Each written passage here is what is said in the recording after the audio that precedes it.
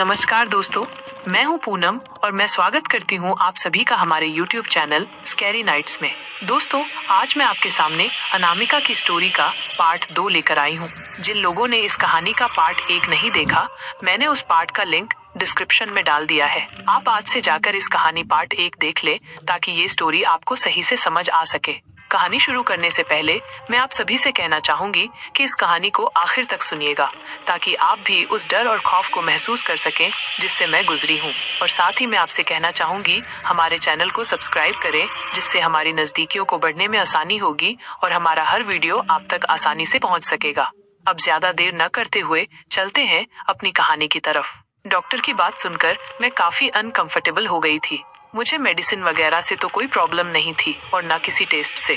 मैंने जाते वक्त सारी मेडिसिन और टेस्ट करवा लिए थे, पर वो डॉक्टर की स्लीप स्टडी वाली बात मुझे परेशान कर रही थी क्योंकि उस थेरेपी में मुझ पर नजर रखनी पड़ती और जाहिर सी बात है किसी कमरे की मदद से करते। मुझे ये सही नहीं लगा। डॉक्टर की बात सुनकर मैं बहुत असहज हो गई थी। स्लीप स्टडी का ख्याल ही मुझे परेशान कर रहा था। आखिर कोई अजनबी मेरी नींद पर नजर रखेगा, ये सोचकर मैं बहुत घबरा गई थी। मैंने सोचा कि इस सब से पहले थोड़ा समय अपने आप को दूं, इसलिए ऑफिस से छुट्टी लेकर घर पर रुकने का फैसला किया। घर पर पूरा दिन उबाऊ सा बीत रहा था। खिड़की के बाहर हल्की बारिश हो रही थी और एक अजीब सा सन्नाटा पूरे घर में पसरा हुआ था। मैं चुपचाप अपने कमरे में बैठी थी, लेकिन मन शांत नहीं था। डॉक्टर की बातों ने मेरे मन में डर का साया छा गया था। मैंने खुद को व्यस्त रखने के लिए टीवी चालू किया, लेकिन चैनल बदलते हुए भी ध्यान कहीं और ही था। शाम होते होते मैं और भी बेचैन हो गई। बारिश तेज हो गई थी और बिजली भी चली गई। अब घर में सिर्फ मोमबत्ती की हल्की रोशनी और बाहर बारिश की आवाज थी। मैंने खुद को दिलासा दिया कि ये सब मेरे दिमाग का खेल है, लेकिन जैसे ही मैंने सोने की कोशिश की, मुझे लगा जैसे कोई मेरी सांसों पर खड़ा है। कमरे में अचानक एक अजीब सा ठंडापन छा गया। मुझे लगा जैसे कोई पास खड़ा मुझे देख रहा हो।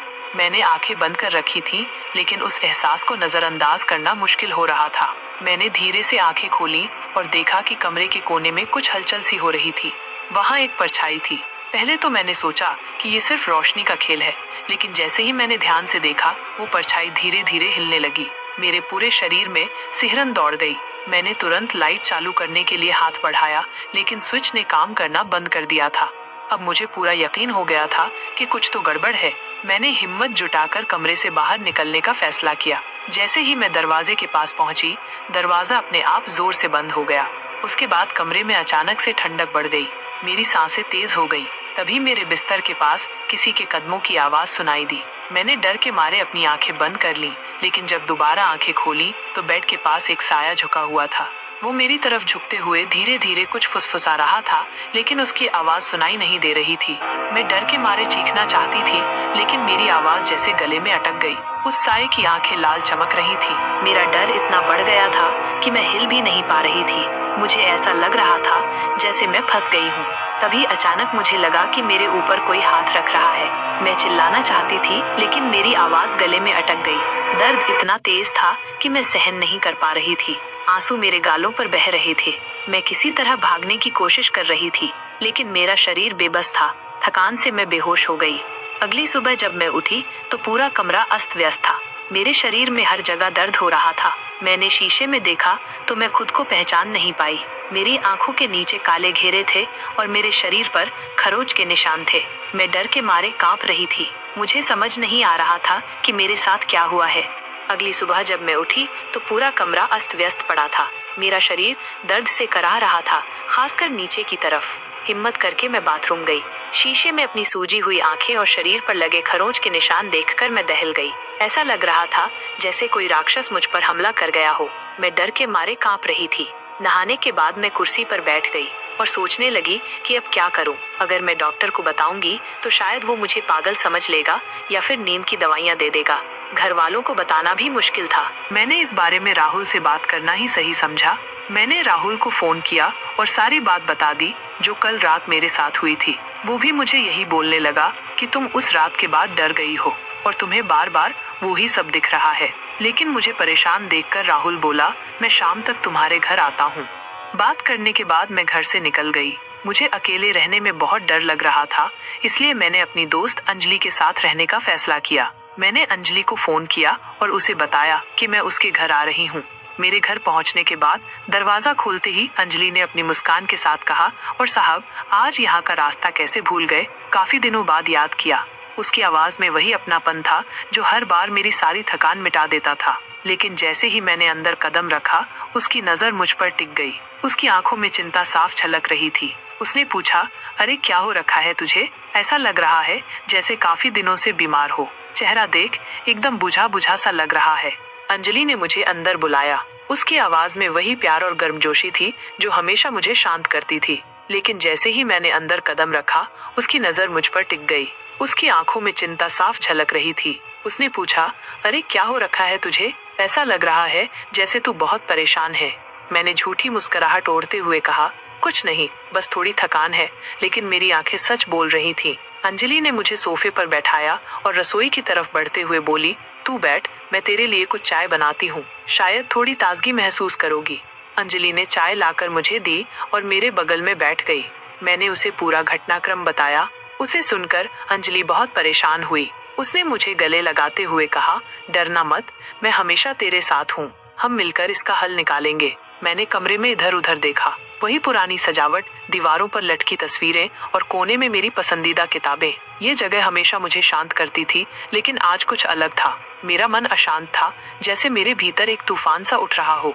अंजलि चाय और बिस्कुट लेकर आई और मेरे पास बैठ गई। उसकी आंखों में चिंता साफ झलक रही थी। उसने मेरा हाथ थामते हुए पूछा, सच बता, क्या हुआ है? तुझसे कुछ छुपाया नहीं जाता, फिर आज क्यों कोशिश कर रही है? मुझे पता था उससे झूठ बोलना बेकार है। वो मुझे मुझसे भी बेहतर जानती थी। मैंने धीरे से कहा, अंजलि, कभी कभी ऐसा लगता है कि मेरी जिंदगी मेरे काबू से बाहर जा रही है। ऐसा लगता है जैसे मैं खुद को खो रही हूँ। मेरी आवाज कांप रही थी और आंखें नम होने लगी। अंजलि ने मुझे गले लगा लिया। तू अकेली नहीं है, जो भी हो मैं तेरे साथ हूँ, पर पहले तुझे खुद से लड़ना बंद करना होगा। सब कुछ एक बार में समझ नहीं आता, लेकिन तू अपनी बातों को दिल में मत रख। बोल सब कुछ जो तेरे दिल पर बोझ है। उसकी बातों में एक सच्चाई थी जो मुझे राहत दे रही थी। मैंने गहरी सांस ली और तय किया कि आज मैं उससे सब कुछ साझा करूंगी। मैंने पिछले दिनों जो कुछ हुआ था सब कुछ अंजलि को बताया।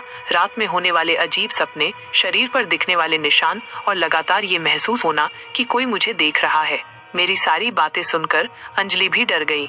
उसने कहा, देख, तू ये बातें नजरअंदाज मत कर। ये काली शक्तियाँ बहुत खतरनाक होती हैं। मेरे जानने में एक तांत्रिक है जो बहुत सिद्ध पुरुष है। तू उन्हें जल्द से जल्द जाकर दिखा। फिर वो अपने कमरे में गई और एक काले कपड़े में लपेटा हुआ कुछ लेकर आई। ये बाबा भैरवनाथ के मंदिर से लाई भस्म है। जब कभी मुश्किल में होना तो इसका इस्तेमाल करना। मैंने अंजलि से उस तांत्रिक का पता ले लिया। हम बात कर ही रहे थे तभी राहुल का कॉल आया। वो कहता है, मैं घर पर आ चुका हूँ। राहुल के पूछने पर मैंने बताया कि मैं अंजलि के घर पर हूँ। राहुल ये बात सुनकर थोड़ा गुस्सा होते हुए बोला, पहुँच गई तुम मिस एस्ट्रोलॉजर के पास, अब वो कार्ड से तुम्हें फ्यूचर बताएगी। राहुल और अंजलि की कभी नहीं बनी। अंजलि पुराने ख्यालों और सकारात्मक नकारात्मक ऊर्जाओं में विश्वास रखती थी, जबकि राहुल इन सबको बकवास मानता था। राहुल का ये मजाक सुनकर मेरा मन खराब हो गया। राहुल, ये कोई मजाक की बात नहीं है, मैं बहुत परेशान हूँ। मैंने कहा, अरे छोड़ ना, इतना सीरियस मत हो। राहुल ने कहा। मैंने फोन काट दिया और अंजलि की ओर देखा। वो भी इस बात से परेशान थी। हम दोनों ही समझ रहे थे कि राहुल को इस बात पर विश्वास नहीं होगा। कुछ ही देर में राहुल आकर मुझे पिक कर लेता है और उसके बाद हम दोनों ही मेरे घर के लिए राहुल की कार में निकल जाते हैं। रास्ते में ही राहुल मुझे समझाने लगता है, देखो अनामिका, पहले से तुम्हारी तबीयत काफी खराब है और उस पे तुम ये मिस एस्ट्रोलॉजर के पास पहुंच, ये तुम्हारा दिमाग और भी खराब कर देगी। तुम्हें बस अपना ध्यान उस जंगल में जो भी हुआ उससे हटाने की कोशिश करना चाहिए। फिर राहुल मुस्कुराते हुए मुझसे बोलता, और उस चीज से कैसे ध्यान तुम्हारा हटेगा, मैं जानता हूँ। आज रात हम घर में डिनर नहीं करेंगे, मैंने सब प्लान कर रखा है। राहुल मुझे डिनर पर ले जाता है और अब मैं सच में थोड़ा हल्का फील करने लगती हूँ, पर जो हुआ कल रात उसे झुठला भी नहीं सकती थी। हम डिनर करके रात 10 बजे तक घर पहुँचते हैं। हम दोनों ही उस वक्त तक खुश थे और राहुल भी थोड़ा रोमांटिक होने लगता है और मेरे करीब आता है। मेरे करीब आके जैसे ही वो मेरे गालों को छूता है तभी तेज हवाएं चलने लगती हैं। कमरे का माहौल अचानक बदल जाता है। खिड़की पर लगे पर्दे काफी तेज हवा की वजह से उड़ने लगते हैं। कमरे की खिड़की जोर से धड़ाम की आवाज के साथ बंद हो जाती है। तेज हवाओं का शोर बाहर से साफ सुनाई दे रहा था। मेरे रोंगटे खड़े हो गए। राहुल ने मेरी तरफ देखा और धीरे से मुस्कुराते हुए कहा, लगता है मौसम भी रोमांटिक हो गया है। लेकिन उसकी मुस्कान जल्द ही फीकी पड़ गई क्योंकि कमरे की लाइट अचानक झपकने लगी। क्या ये लाइट्स की प्रॉब्लम है? मैंने कांपती हुई आवाज में पूछा। राहुल ने स्विच ऑन किया लेकिन लाइट फिर से बंद हो गई। तभी हमें राहुल ने कुछ कहने के लिए मुंह खोला ही था कि तभी एक ठंडी हवा का झोंका हमें छूते हुए गुजरा। ऐसा लगा जैसे कोई हमारे बीच से होकर गुजर गया हो। यहाँ कोई है? राहुल ने हड़बड़ाते हुए कमरे का चारों ओर मुआयना किया। उससे पहले कि मैं कुछ कह पाती, दीवार पर टंगी घड़ी की सुइयां तेजी से उल्टी दिशा में घूमने लगी। मेरी धड़कनें जैसे रुक गईं। घड़ी की टिक टिक एक गहरे और डरावने शोर में बदल गई। हम दोनों अब पूरी तरह से सतर्क हो गए थे। तभी कमरे के एक कोने से एक धीमी और कर्कश आवाज आई। तूने छुआ कैसे? तूने छुआ कैसे? हम दोनों ही डर के मारे एक दूसरे को देखने लगे। धीरे धीरे कमरे में अंधेरा छा गया और हमें कुछ दिखाई नहीं दे रहा था। तभी हमने देखा कि खिड़की पर एक काली छाया दिखाई दे रही है। राहुल, ये क्या हो रहा है? मैंने डरते हुए पूछा। राहुल ने मेरा हाथ पकड़ लिया। मुझे नहीं पता, लेकिन मुझे लगता है कि हम खतरे में हैं। तभी वो काली छाया खिड़की से अंदर आने लगी। हम दोनों ही डर के मारे चिल्लाने लगे। उस आवाज में ऐसा कुछ था जिसने मेरे पूरे शरीर में सिहरन भर दी। राहुल ने मेरी तरफ देखा। उसकी आंखों में डर साफ झलक रहा था। कमरे के कोने में जहां से आवाज आई थी वहां हल्की परछाई सी दिखने लगी। वो धीरे धीरे आकार लेने लगी। तभी कमरे में अचानक धुआं उठने लगता है और धुआं एक काली शैतानी आकृति में बदल जाता है। उसकी लाल जलती हुई आंखें देख मैं चिल्ला पड़ती हूँ, ये वही है, ये वही है राहुल।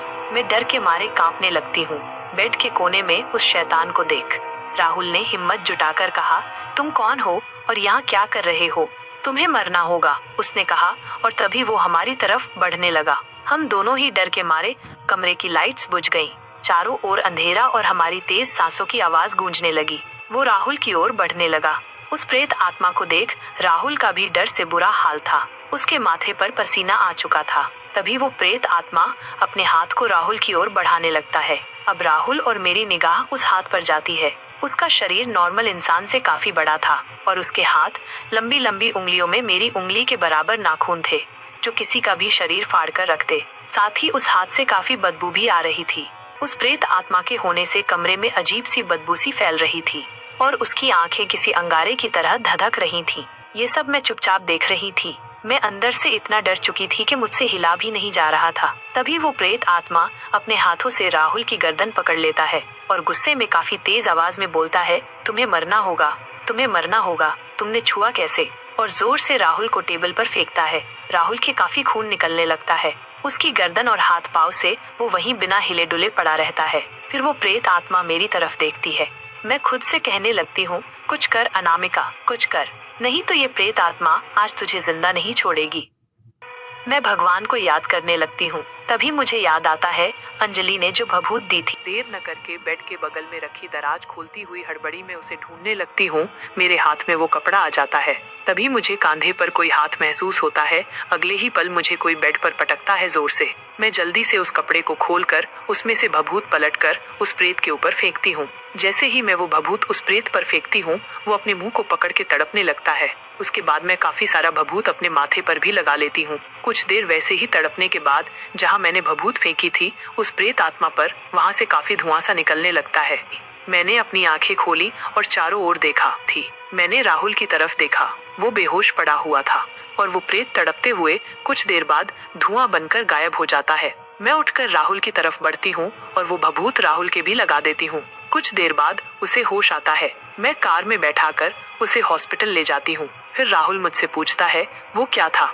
मैं उसे बताती हूँ, ये वही प्रेत आत्मा थी जो मुझे जंगल में पहली बार दिखाई पड़ी थी। राहुल पूछता है, इससे हम कैसे पीछा छुटाए? ये काफी खतरनाक आत्मा है। मैं राहुल से बताती हूँ, अंजलि ने एक तांत्रिक जो कि काफी सिद्धि हासिल कर चुके हैं, वो हमारी मदद कर सकते हैं इसमें। और कल रात किसी और नहीं बल्कि अंजलि की दी हुई भभूत और भगवान की वजह से ही उस प्रेत आत्मा से हमारी जान बच सकी। राहुल मेरी बात सुनकर हैरान रह जाता है। हम दोनों ही इस बात से सहमत होते हैं कि हमें तांत्रिक से मिलना चाहिए। राहुल भी मान जाता है और अगली सुबह हम उस तांत्रिक के पास पहुंचते हैं। उस कुटिया में बाहर की तरफ 2 लोग खड़े होते हैं। वो काफी लोग उस तांत्रिक से मिलने के लिए आए होते हैं, तो हमें कुछ देर एक लड़का जो कि कुटिया के दरवाजे पे खड़ा था बैठने को बोलता है। मैं और राहुल बाहर ही इंतजार करते हैं।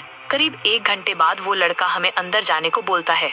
उस कुटिया का माहौल काफी अजीब था। चारों तरफ धूप बत्ती का धुआं, सामने की तरफ इंसानी खोपड़ी रखी हुई थी जिस पर सिंदूर और हल्दी जैसा कुछ लगा हुआ था। मैं सारी बातें उस तांत्रिक से बताती हूँ। मेरे सिर पर हाथ रख वो आंखें बंद कर लेता है। उसके बाद वो चौंक कर आंखें खोलता है और ऊंची आवाज में बोलता है, असंभव, असंभव, असंभव। मूर्ख लड़की, तुझसे बहुत बड़ी भूल हुई है। तुझे पता नहीं तूने क्या किया है। तूने जिस पेड़ के नीचे पेशाब किया वो जगह एक दोगले ब्रह्म की रहने की जगह थी।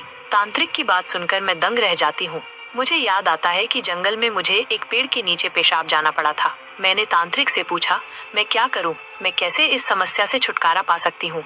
तांत्रिक मुझसे कहता है, तूने जिस पेड़ नीचे पेशाब किया वो जगह एक दोगले ब्रह्म की रहने की जगह थी। मुझे कुछ समझ नहीं आ रहा था। मैं पूछती हूँ, दोगला भ्रम क्या होता है बाबा? उस पर कहता है। वो तांत्रिक बोला, ये भूत तथा प्रेतों से बहुत अधिक शक्तिशाली होते हैं।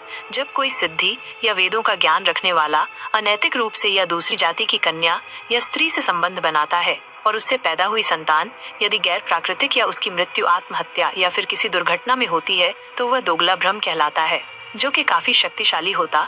मैं बाबा से की हुई भूल की माफी मांगने लगती हूँ और उस दोगले ब्रह्म से छुटकारा पाने का तरीका पूछने लगती हूँ। उस पर वो तांत्रिक बाबा बोलते हैं, उस आत्मा को खत्म करना मेरे या किसी इंसान के बस की बात नहीं। सिर्फ एक रास्ता है, उस आत्मा को वापस उसकी जगह पर कैद करना होगा, जो कि सिर्फ तुम ही कर सकती हो, क्योंकि वो तुम्हारे पीछे ही तुम्हारे घर तक आया है। लेकिन ये बात याद रखना, ये काम आसान नहीं होगा। मैं तुम्हें मंत्रों से बाधित एक मटकी दूंगा। तुम्हें उस पेड़ के पास 100 मीटर के दायरे में उस मटकी को रखना होगा। रखने के बाद उस जगह से बिना बात किए, किसी से बिना पीछे देखे तुम्हें अपने घर तक आना है। और याद रहे, 12 घंटों तक कोई कितना भी तुम्हें बुलाए तुम्हें पीछे नहीं देखना है और ना ही किसी से भी कोई बात करनी है। मैंने बाबा की बात ध्यान से सुनी। उनके चेहरे की गंभीरता ने मेरी हिम्मत को थोड़ा डगमगा दिया। मेरे मन में डर और संदेह का सैलाब उमड़ रहा था, लेकिन साथ ही ये एहसास भी था कि अगर मैंने ये नहीं किया तो वो आत्मा हमारे परिवार के लिए मुसीबत बन सकती है। बाबा ने मुझे वो मटकी दी और उसमें बंद तांत्रिक मंत्रों की शक्ति के बारे में बताया। उन्होंने सख्त चेतावनी दी कि इस प्रक्रिया में कोई भी गलती पूरे प्रयास को विफल कर सकती है और स्थिति और भयावह हो सकती है। अगली रात, अगली अमावस रात थी और जंगल में गहरा सन्नाटा। मटकी हाथ में लिए मैं धीरे धीरे उस पेड़ की ओर बढ़ी। मेरी हर कदम पर ऐसा लगता था मानो कोई मेरी हरकतों पर नजर रख रहा हो। पेड़ के पास पहुंचते ही मैंने 100 मीटर का दायरा के अंदर वहां मटकी रख दी।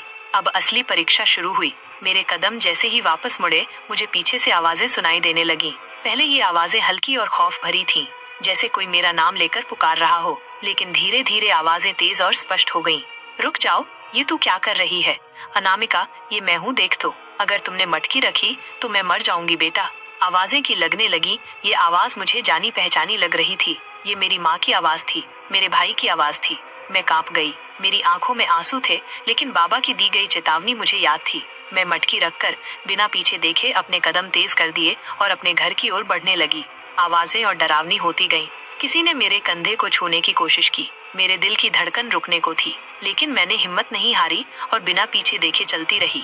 जैसे ही मैं घर पहुंची और दरवाजा बंद किया, चारों तरफ एक अजीब सा सन्नाटा छा गया। अचानक मुझे काफी हल्का महसूस होने लगा। उसके बाद मैं बिना किसी से बात किए चुपचाप सो जाती हूँ। उसके बाद मेरे साथ कोई वैसी घटना नहीं होती और मैं समझ गई कि आत्मा मटकी में कैद हो चुकी है। कुछ महीने बाद मेरी जिंदगी पहले की तरह नॉर्मल हो जाती है और आज बस वो हादसा सिर्फ मेरी बुरी याद में है। तो दोस्तों, ये थी हमारी आज की कहानी। आपको कैसी लगी जरूर बताएं। आपका कमेंट हमारे चेहरे पर मुस्कुराहट लाता है। साथ ही अब वक्त हो गया हमारे फैमिली मेंबर्स के कमेंट्स पढ़ने का। संदीप लखनऊ से टून वर्ल्ड को हमारी आवाज पसंद है दोस्तों, हमें भी आपके कमेंट्स बहुत पसंद। इसी के साथ मैं आपसे विदा लेती हूँ। जल्द मिलते हैं अगले वीडियो में। तब तक अपना ख्याल रखें और अपने माता पिता का भी।